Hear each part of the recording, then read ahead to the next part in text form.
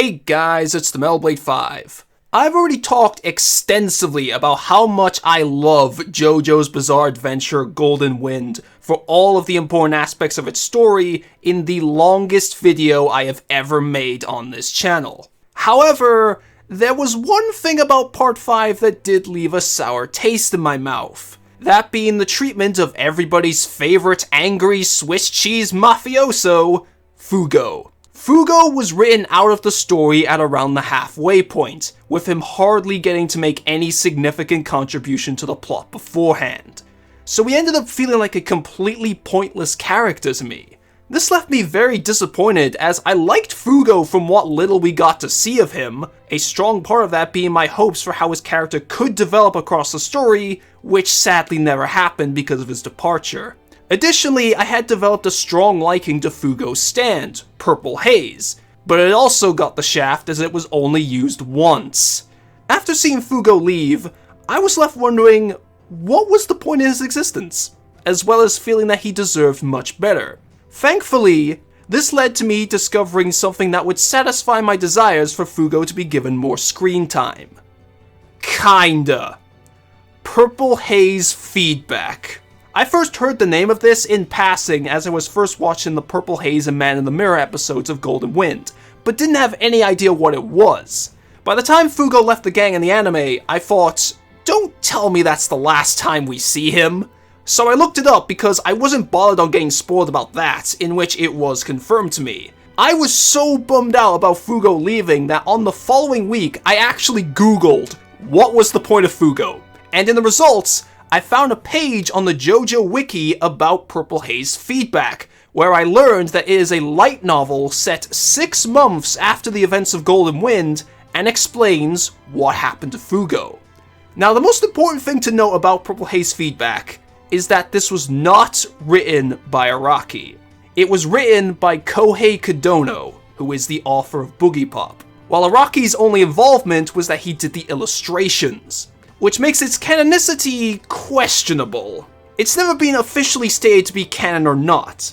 I knew this straight away, but I was still highly interested in checking it out because in addition to hearing very positive things about it, I just wanted to see something done with Fugo, even if it's probably not canon. My only worry was that I might not have been able to read it due to it being nigh impossible to get light novels in the UK. So then I googled JoJo Purple Haze Feedback, and one of the first results was an English translation of the novel in an ebook format. From that I thought, yeah, I'll read this after Golden Wind finishes. And several days after watching the Golden Wind finale, I did exactly that. This is actually the first book I've read in years. I was reading this across the time I was editing the Golden Wind video, and I finished it on the same day that I finished making the Raw video, that being the video without the music. The part at the end of the video where I called Purple Haze Feedback an awesome story was a placeholder to possibly be changed later, but by the time I got to editing that part, my opinion wasn't any different. I really like this story. I thoroughly enjoyed reading it and felt super satisfied by the time I finished. While it's likely not canon, I do personally like to view this story as a fun epilogue to Golden Wind. So because of my feelings towards it, as well as there being hardly any videos about it, I decided to make my own Purple Haze Feedback video, giving all my impressions on the novel since I like it that much. Since I will be discussing its plot, there will be major spoilers for both the novel itself and Golden Wind after the point Fugo leaves. So finish Golden Wind and read the novel before watching the rest of this video. Seriously, I highly recommend it. Also, as this is a novel, with the only illustrations being of the characters and stands, this video will be mostly still images. I will try to include background footage whenever appropriate, but just a heads up. So doing this roughly 6 months after making the Golden Wind video, let's go. So the story opens up at the Giuseppe Meazza football stadium in Milan, where Fugo is present to receive a message. Here, it is stated that for the past 6 months, Fugo has been in hiding from Passione by traveling around Italy playing the piano at bars. He is now haunted by his decision to not get on the boat as he blames himself for all the gang member deaths in Golden Wind, particularly in the ranchers. In addition to constantly mulling over why he couldn't bring himself to do what the others did in turning traitor and contemplating why they were all willing to put their lives on the line to protect Trish.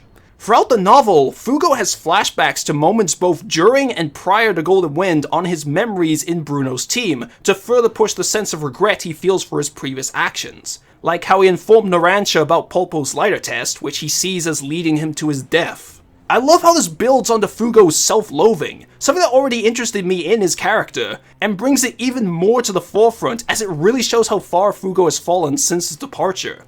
With this idea of past regrets being a major theme of the novel, that makes seeing the personal journey Fugo ends up going through all the more satisfying.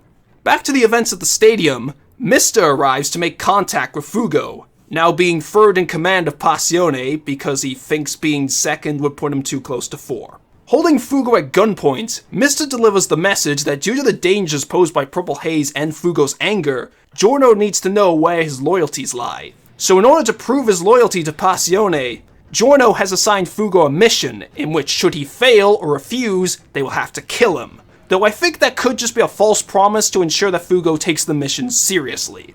The mission is to assassinate Passione's Narcotics team, who has gone on the run since Giorno shut down the organization's drug trafficking and pose a threat. Fugo has no choice but to accept, but fortunately he isn't alone, as he has also been assigned a Passione member to accompany him on his mission. Sheila E. When first seeing her picture, I thought she had massive tits, but they're actually just really big sleeves. She's Giorno's bodyguard with a very tough, straight-faced attitude, as she's often quite critical and kinda bossy towards others, especially Fugo. On the surface, she possesses a very headstrong personality with a strict code on authority and a very brash, in-your-face and merciless fighting style. All of which already made me take quite a liking to her, as I think she's pretty cool in her own way. However, deep down, Sheila E. has a more frail side to her nature, with a tendency to repeatedly devalue herself that comes as a result of her backstory. When she was very young, a group of thugs killed her pet dog, in true JoJo fashion, which already caused her to develop a hatred and disdain towards people. But that grew stronger years later as her older sister, Clara, was killed by a Luso. Seeking revenge, she joined Passione in the hopes of rising through the ranks so that she would get permission to kill Illuso, but by the time she was appointed as Giorno's bodyguard, Illuso had already been killed by Fugo. As Giorno played a part in Illuso's death, and cause he ensured her that he died in the worst way imaginable, Sheila E. became incredibly loyal towards Giorno to the point that she considers his ideals to be more right than God. On the other hand though, since she missed her opportunity to kill Illuso, she feels that her life doesn't have any purpose now, and thus wants to find a way of making herself useful by becoming a martyr. Seeing this other side to Sheila E.'s character, along with the way it's worked into the story and other themes of the novel, made me like her even more. I really like her. And I have similar praises for her stand. Voodoo Child. Hearing this thing's name made me think its ability would be something almost like black magic, but it ended up being very different, in which this novel continues the trend from Golden Wind that I liked of the stands having very unconventional powers. On top of having great strength, any surface that Voodoo Child strikes will grow a pair of lips. These lips then repeat whatever was said near that surface. So it's kind of like a wiretap in the form of a stand. It reminds me of Sticky Fingers in that its ability sounds ridiculous on paper, but when you see it in action, it ends up being really cool. So then we cut to Sale and Zucchero. I really did not expect to see these guys again, considering they were very minor antagonists in Golden Wind. And they meet with the Narcotics team at their hideouts, in which we get all their introductions. The first is Vittorio Cataldi, a psychopath who enjoys repeatedly cutting himself, leaving his body covered in scars. Calling Vittorio unhinged would be a huge understatement, as all of his mannerisms come across as bloodthirsty hostility towards both his enemies and himself. Aside from that, he acts like a typical thug who is loyal to his superiors, but throw that in with his masochism and it becomes very disturbing. I was so disturbed when I read about him deeply cutting into his arms because I immediately thought, damn, this kid is crazy! And Vittorio's self-destructive nature is accurately reflected by his stand, Dolly Dagger. This stand is bound to a rusty dagger, but its ability is surprisingly one for defense. Whenever Vittorio is attacked, 70% of the damage he would have taken is deflected at whatever is in the dagger's reflection. This is seen as Saleh attempts to use Kraftwerk's ability to stop Vittorio's heart. Dolly Dagger reflects most of the damage back at Saleh, causing his heart to stop and end up getting ripped out of his chest, killing him. Next up is Angelica Atanasio, a severe drug addict who turned to drugs due to her blood disease, which leaves her both physically weak and often bleeding from her mouth, leading to her joining the Narcotics team in the first place. Ironically, she's probably the most normal out of all the team when it comes to her personality, commonly acting childlike and quite upbeat, but she can become eerily distant and more psychotic depending on her mood, where the latter reminds me of all those dead girls in horror movies. Part of me does feel bad for her due to her illness, but her crazier side can really freak me out. Like with Vittorio, Angelica's stand also does a good job of reflecting her character, her stand being Nightbird Flying. It has the power to make anybody within its range suffer from the side effects of drugs, things like hallucinations, entering a comatose state, or making them lose control. Almost like Angelica is pushing the symptoms of her drug addiction onto others.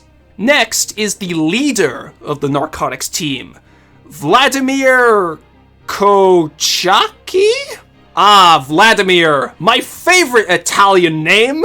He is a 70-year-old man who is a cold and calculating individual that is surprisingly athletic for his age. I mean, he doesn't look 70, so it kind of fits with that. While he takes a more strategic approach to plans compared to his underlings, he is still remorseless and cruel towards anybody who gets in his way. This stems from his past, where his sister was killed during the Battle of Sicily in World War II, in which the rage he felt towards the world at that moment caused him to awaken his stand without the use of a stand arrow. Vladimir's stand, Rainy Day Dream Away, takes on the form of rain, though oddly its ability has nothing to do with weather. Whenever a person feels an emotion or sensation, Vladimir can lock in that feeling so the person will constantly feel it in almost reality-bending fashion. This stand is actually really strong. Like, when seen in action, it is ridiculous what this thing's ability can do.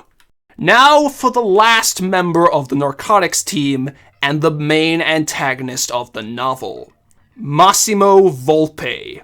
Volpe is an extremely apathetic individual, possessing next to no care for anything, causing his life to be one led by hatred and resentment to all those around him, resulting in a character with dangerous tendencies based on lashing out at those he holds ill will against, with little to lose.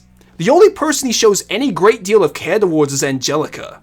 He was actually one of Fugo's classmates at university, but took an instant disliking to him. Volpe came from a wealthy family with a douchebag of a dad who only cared about status and his family's public image. However, the family ended up in insurmountable debt, and Volpe joined Passione. He then used his stand ability to turn his dad into a drug addict and make him die from an overdose. He is the one who first kickstarted Passione's drug operations when it was under Diavolo's control, effectively making him responsible for the events of Golden Wind, as Giorno wouldn't have tried to overthrow Diavolo if he wasn't dealing drugs. All of this significantly helps to build up Volpe's role as the villain by selling the point on how much of a threat he is to make the lead up to Fugo and the others confronting him all the more serious. But he does have one other big twist surrounding him. He's Tonio's brother! My jaw dropped, and I was left in dead silence for a solid minute when this was revealed. This adds an intriguing parallel around Volpe's character, as he is the polar opposite of Tonio. Tonio is selfless and cheerful, while Volpe is mostly selfish and gloomy. This element of being Tonio's opposite is also present with his stand. That stand being Manic Depression. Putting aside the hilarious name and it looking like a zombie fetus, its ability is that it can enhance the biological functions of any organism it pierces with spikes that grow from its body. While Tonio's Pearl Jam cures living creatures' ailments, Manic Depression's ability has negative results on its target and is used for ill intent, like having it turn salt into a powerful form of opium that was used for the drugs Passione had dealt.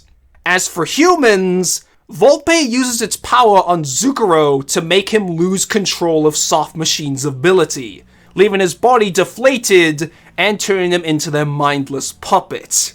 Now that they've all been introduced, something that I really like about the Narcotics team as a whole is that they share several similarities to the Hitman team, or Assassination team as they're called in this translation, one of which being that they both have some parallels to the main characters of their stories. As with the Narcotics team, they too would join Passione as a result of the unfortunate circumstances related to their pasts. Cutting back to Fugo and Sheila E., they are now in a hotel to meet with the final person who has been assigned to this mission.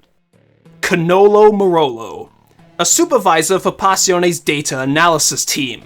Morello is an interesting character from the way he is written, and I found it to be quite intriguing straight from the get-go. Despite being thrown into a team with Fugo and Sheila E., Morello is the epitome of a lone wolf character, which gets further expanded upon as his personality is progressively delved into. He holds a strong ideology that trust is a fickle and pointless concept. As such, he chooses never to trust anybody and ensures that nobody can trust him. He has no second thoughts when it comes to acts of betrayal or his past deeds. He even assisted Risotto in trying to track down Diavolo just because he found it amusing to see the two pitted against each other. Morello's beliefs stem from the fact that he was born and spent all of his life prior to Passione at the bottom of society, giving him nothing to truly believe in, so he thought it was best to only act for his own benefit. That was until he met Giorno, where due to Giorno's vision, he felt ashamed of himself for once in his life. As such, he became loyal to Giorno and strives to make sure he never disappoints him, though he still harbors his trust issues when it comes to anyone else. Morello ends up being a pretty unique and complex character. Honestly, the way he acts makes me think of Naofumi if he didn't have Raftalia. And I like how his backstory puts him in a similar situation to Fugo of trying to condone past mistakes. Then there's Morello's stand, all along the watchtower. In hindsight, I realized how cleverly this stand is designed in relation to Morello's occupation and personality. This stand is bound to a deck of playing cards and will perform fortune telling to inform Morello and his allies on where they need to go next. However, due to Morello's trust issues, he actually lies about his stand ability. Watchtower's true ability is that each of the cards act as miniature spies, in which they are sent out all over the place to gather intel from Morello, which they then present in the form of fortune telling in front of others. One theme from Golden Wind I loved, which gets carried over here, is how all the main characters are misfits, in a similar vein to the main cast of Golden Wind, by being casted out by society, but also in another way which fits with Fugo's current mood as well as the novel's own theme of redemption from past mistakes. Fugo has become even more of an outcast than he was previously by staying behind, losing his place in the gang and Passione as a whole, which he saw as his only way to survive. Sheila E. developed such a distaste towards people and was so fixated on revenge against Eluso that she forgot about everything else and lost her reason for living as a result. And Morello not trusting anyone and not letting himself be trusted meant that he could never find anywhere to belong. It's like Kodono could predict what I would love about Golden Wind's cast and apply it to the cast of his own story, with each of them being sent on this mission for an ulterior reason, whether they know it or not. Watchtower informs the group that the Narcotics team are hiding out in Taormina, Sicily, but when they reach their destination, Sheila E. is lured away by a trap in which she is attacked by Zucchero. For this fight, it was interesting to see Soft Machine used for more of a direct confrontational approach compared to Zucchero's entirely stealth strategy used in Golden Wind, as he goes mostly on the offensive this time. It was also cool to see Voodoo Child's ability used for combat purposes as a way of lending to more strategy, as Sheila E. uses the sounds made by the lips to trick Zucchero into attacking at the wrong locations and trapping his deflated body in a pair of them. Then the negative effects of manic depression start to ramp up on Zucchero and tear his body apart. Also, was I the only person that was playing Il Vento d'Oro in their head when Sheila E. started talking big and made a comeback? Meanwhile, Fugo and Morello are confronted by Vladimir. And this is where I got to see just how crazy Rainy Day Dream Away's ability is, which left me floored. Fugo accidentally stumbles for a brief moment when approaching Vladimir, so he has Rainy Day lock in that brief falling sensation to make Fugo perpetually fall in place, and even send him falling sideways towards the cliffs. Then as Sheila E. manages to get back to the others and tries to attack Vladimir, he dodges with some limbo dancing or whatever, which causes her, for a split second, to doubt herself and think she can't hit him. Vladimir locks in that thought, so now she literally cannot hit him. I was thinking, holy shit! This stand is actually overpowered! Before Fugo is sent flying off the cliff, he somehow launches himself in the air using Purple Haze.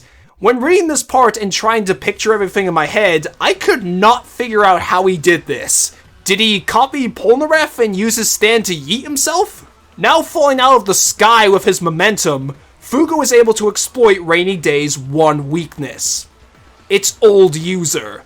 As he falls, Purple Haze punches Vladimir in the head, the force of the punch causing his neck to snap, instantly killing him while his body is melted by Purple Haze's virus. It felt good to see Purple Haze get another fight. The aftermath of this moment made me realize another similarity between the Narcotics team and the Hitman team. They both look out for each other, and their morale gets affected when one of them dies. This is seen in how the other Narcotics team members react to Vladimir's death. Volpe is actually distraught, Vittorio has gone fucking nuts and is bashing his head against a wall, and Angelica is crying. Backed into a corner without their leader, they come up with a plan to turn the tables. They'll flee to Ortigia in search of a cathedral that is the secret location of a stone mask and use it to turn Volpe into a vampire. This felt like a blast from the past. I like how this sort of combines the stand and pre-stand eras as a way of mixing things up a bit for this part of the story. They even mentioned Stroheim! It's like they know what I love! Watchtower informs Morello of where they're heading, and the gang attempts to pursue them via helicopter. However, in mid-flight, Nightbird Flying uses its ability on everyone on board. I grew nervous just from when it described that there was a lone bird flying outside. And I felt that paranoia throughout Fugo's following dream sequences. I knew shit was going to hit the fan at some point. Fugo's dream is essentially a what-if scenario, on if he and the rest of Bruno's original team never became gangsters, but were still friends, and Passione is some corporation instead. After realizing what was going on in this dream, I understood that this pushes the demonstration of Fugo's regret to new heights. It's how he wished things could have been. Him never having to join the Mafia, and thus never having to leave behind his allies, in which none of them had to die. It's what would have been the most peaceful for him, so he could fully find comfort from his suffering. Man, Fugo's character became so much more tragic than it already was from this one moment. But as the dream turns into a nightmare, the helicopter is falling into the sea, and after accidentally waking up Sheila E., she only had enough time to save herself and Fugo before the helicopter crashes. So as the two of them reach land, steal a car, and are currently driving their way to Ortigia, they take the time to have a conversation. I love this conversation for what it does for both characters. Sheila E. figured out that Fugo was the one who killed Eluso, and becomes a bit more grateful towards him. But it's also where a lot of her self-doubts come to the forefront. On the verge of tears, she expresses how she fears that at some point in the future, she'll have to face against Giorno, and she knows she won't be able to bring herself to do that due to how highly she thinks of him. Instead, all she'd be able to do is run away. Fugo immediately realizes that this is exactly how he felt when given the option of turning traitor with Bruno or not. He couldn't bring himself to do it due to deeming it illogical, and instead just ran away. Drawing these comparisons, Fugo learns that the two of them are actually pretty similar, which leads to some amazing payoff. But before he can really say anything to finish this touching heart-to-heart, Sheila E. throws him out of the car and heads off on her own in a suicide run. Meanwhile, Vittorio arrives at the cathedral and finds the stone mask, bringing back that paranoid feeling as I thought the situation was about to get worse again. But Vittorio had been followed by a man, while the mask is silently taken from him by a watchtower card. The man is Morello, revealed to have survived the helicopter crash. I was so glad that he wasn't dead. The real reason why Morello had been sent on this mission was so that he could locate and destroy the stone mask, which he succeeds in doing. Seeing the Narcotics team's backup plan get foiled so seamlessly was already cool enough, but this moment got even cooler as I read how Vittorio is utterly defeated. He stabs himself so Dolly Dagger will reflect the damage at Morello, but nothing happened. Because Watchtower is composed of 53 cards, the amount of damage Morello receives is divided by 53. So he's only getting inflicted with 1/53rd of the 70% of damage Vittorio is sending him, which is like roughly 1%, while Vittorio takes all of the other 30%. If there was any bit of sanity left in Vittorio, it completely snaps here, as he keeps stabbing himself over and over in a desperate attempt to kill Morello because he does not want to surrender. By the end of this, Morello only has a small cut on his lip, while Vittorio dies from his wounds into an unrecognizable corpse. That moment was both really badass and so messed up at the same time. Morello wins by doing absolutely nothing. While Fugo is trying to catch up to Sheila E., he is attacked by Angelica using a mob of random civilians that have been driven mad by Nightbird flying.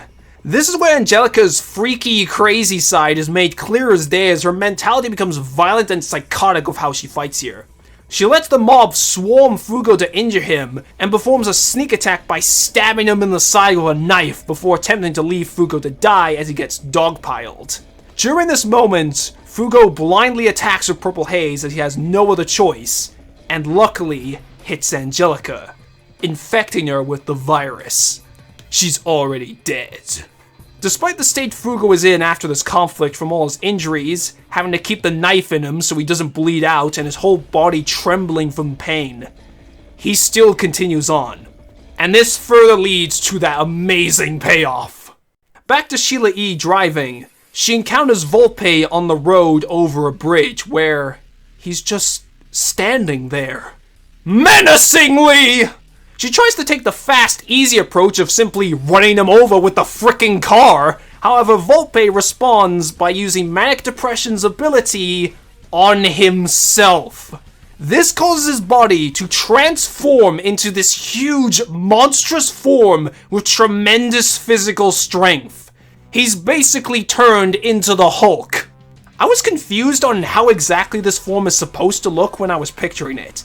Does it lean more towards a really muscular version of himself or a straight up inhuman monster? Because it kind of alternates between the two of how it's described. Using this form, Volpe smashes the car, completely wrecking it.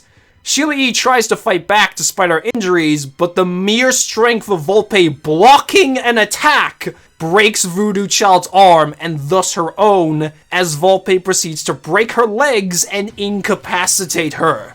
I was left freaking out thinking on just how ridiculously strong this form is. Like, if this was a video game, then the difficulty would have spiked significantly, leaving me fearing how the hell can they beat this thing when it makes Volpe pretty overpowered in his own right. But those fears over the situation ramped up even more after the following events.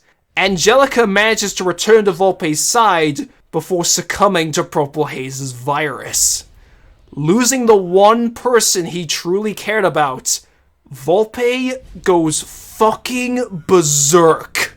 You take a man who is already apathetic and had nothing to lose, and you push him past this one breaking point. Safe to say, I knew shit had hit the fan big time. I dreaded to see what he was going to do next with this thrown on top of the monster form. Entering a vile, maniacal rage with all his hatred and bloodlust directed at murdering Fugo for revenge, Volpe launches Sheila E. off the bridge, and they both fall down to the Temple of Apollo? Wait, there's an ancient Greek temple underneath a bridge? Is that the real-life landscape of this place? Anyway, Volpe then pretty much tortures Sheila E. in gruesome fashion based on how I imagined it.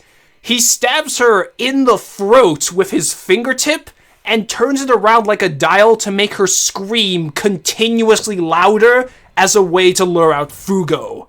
all while using manic depression to heal the damage to her vocal cords to make her keep screaming. As Sheila E. comes to accept the thought that she's going to die, that's when Fugo arrives. Reaching the climactic fight, now is when that amazing payoff shows up. Fugo finally realized the meaning behind something Narancia said 6 months ago, and offers up his own version.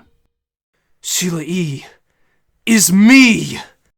Her anger is my anger. There are no words that can fully express the sheer level of happiness I got from reading this line. This is the exact kind of character development I wish Fugo had gotten in Golden Wind.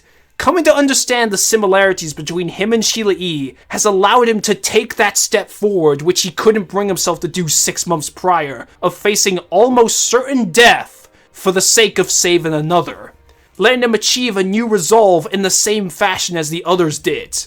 As he sees himself in her, he relates to her struggles and suffering due to experiencing the same kinds of ordeals, having almost the entire world treat you like shit, everyone you love being cruelly taken away, and life constantly kicking you while you're down, resulting in one developing so much pent-up rage that gets lashed out of the world and those in it.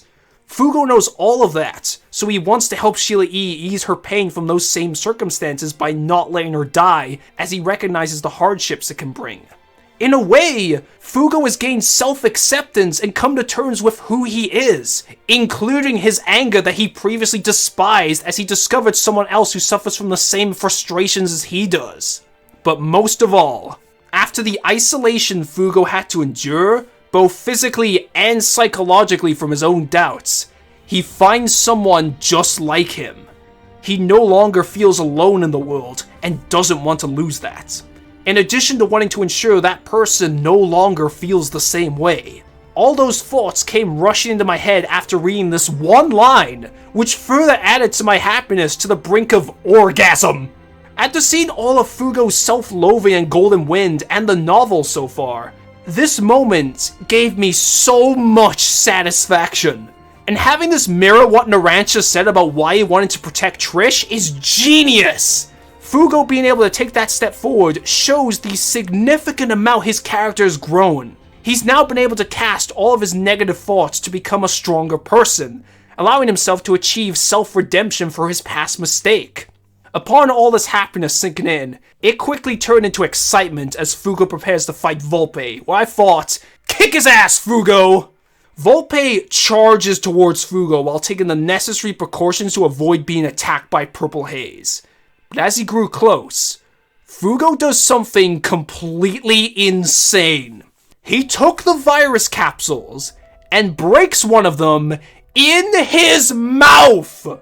I was left stunned as I read this because I feared what damage the virus would do to Fugo from this stunt, or even if he'd be able to survive this due to how deadly the virus is. But this also further built onto my excitement I got from Fugo's new resolve, as this shows that Fugo is even willing to sacrifice himself in order to save Sheila E., just like the others were for Trish.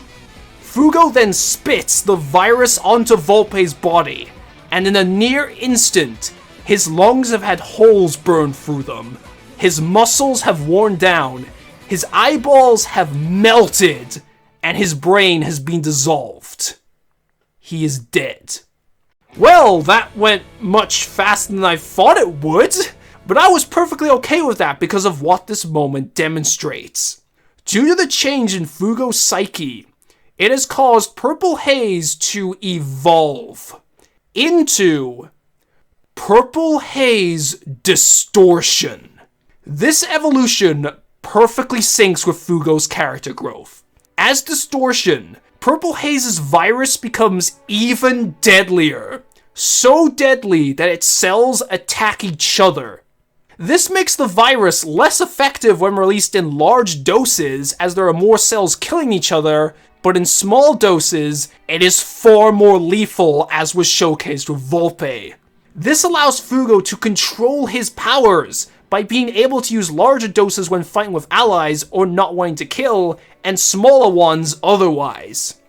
Purple Haze was always the manifestation of Fugo's anger, which is why he always hated his stand powers. But now that Fugo has accepted his anger, he in turn receives a stand that he can control and accept as his own. I imagine that when Morello shows up, they'd be kind of annoyed since he only got a small cut while they were lucky not to have life-threatening injuries. But as the novel itself says, mission complete. 1 week later, Fugo is summoned to a restaurant, the aftermath on him from the mission being fully described. The virus had destroyed the inside of his mouth, missing teeth and coughing up blood. He had to have stitches for his knife wound, and he's hooked up to an IV bag. It's at this restaurant that Fugo meets with Giorno, who heals his injuries with gold experience. Now, getting to properly see Giorno in person here, I really like how Canolo portrayed him as Passione's new boss, or rather, Jojo, as they now use for that term. This was already somewhat established by how Sheila E. and Morello talked about him, but what I realized at this part is that Giorno's noble heart from the Jonathan side of his personality has been further built on by his demeanor here, as it appears he's adopted a couple of Bruno's traits. On top of taking up a caring authoritarian role, he acts like a guiding light to bring the less fortunate out from the darkness, just like Bruno did when recruiting the other members of the team. Giorno does the same by revealing that the real reason why he assigned Fugo to the mission was so he could learn how to control Purple Haze, while Sheila E. was sent so she could learn true resolve and gain more self-worth. I like seeing Giorno honor the legacy of his fallen comrades, like what I imagine a true gangstar would. Oh, and in this moment, they also randomly reveal that Trish is now a singer. That's a bit odd. I mean, I didn't think she would have joined Passione, because I think the Mafia life would have been ill-suited for her. But singer seemed like such a random occupation, since she never showed any remote interest in that kind of thing. But as I read through her radio interview, I understand that this actually works pretty well. Her becoming a public figure like a celebrity shows she's managed to break out of her insecurities and turn into more of an extrovert while no longer suffering from her anxiety. Basically, it further demonstrates her character growth from Golden Wind, which, you know, is the reason why I really like her. I also loved getting to see her views on all the guys, not just the ones she interacted with more often, where she considers them all good friends who she'd be lost without. I found that to be pretty heartwarming. But back to Giorno and Fugo. The whole reason for this meeting was for Giorno to offer Fugo a place back in Passione. Fugo becomes emotional and starts crying due to not knowing what to do. But Giorno promises to be his guide and support him through everything. So at last, Fugo achieves true redemption by making up for his previous mistake. As long as I live, I serve your dream. Please accept my body, my heart, and my soul. That is my hope, and that is my future. I am yours, our Jojo. So that was Purple Haze Feedback. It's a shame that it's highly likely that none of that actually happens. I do personally like to think of it as canon, even though it probably isn't, because in addition to being an awesome story, it works so well at adding on to what had already been established in Golden Wind. For the novel's own merits, I think the original characters are written really well, with me taking a strong liking to the main characters. I think all the original stands have cool and unique powers. Seriously, Purple Haze Distortion is sick. The action sequences sound crazy from how they're described, and I love the themes of the story. Both the themes carried over from Golden Wind and its own themes and how they're worked into the other aspects of the novel. But last, and certainly not least, was how Canolo took everything Araki had already established with Fugo's character and built on that in such an amazing way to give him such a satisfying character arc. I even like the novel version of Fugo's backstory over the anime. This novel made me go from liking Fugo, but being disappointed with how he got written out, to straight up loving Fugo's character. I know that's silly to say when, again, it's likely not canon, but whenever I think about Fugo, I can't help but think about this story and the personal journey he went through. However, I personally would have made one change. well, not so much a change, more like an addition. I would have added a scene of Fugo at the hospital being treated for his injuries just before going to the restaurant, in which Sheila E. delivers the message that he's been summoned, where, before he leaves, the two start chatting. Here is where we could actually see Sheila E. gain more self-worth by realizing her life has value from seeing someone go to such lengths just to save her. She thanks Fugo for saving her, and the two discuss their similarities in which they both find solace knowing they aren't the only person who's gone through those kinds of hardships where they could end up becoming friends in a way. I think that would have been really heartwarming and, well, Sheila E.'s character arc doesn't get any payoff. You hear that she needs to gain more self-worth, but you never see it, so it really doesn't end up going anywhere. That's my only real criticism of the novel. Like how my only real criticism of Golden Wind was how Fugo was handled. While the chances of this happening are next to impossible at best, I would still love it if David Productions did adapt this into an OVA, as I would love to see all these moments animated and would be the closest this would come to being canon. I don't know, maybe if there's a delay in them getting around to adapting Stone Ocean or something? Again, I know it's unlikely, just let the weird man be deluded, okay?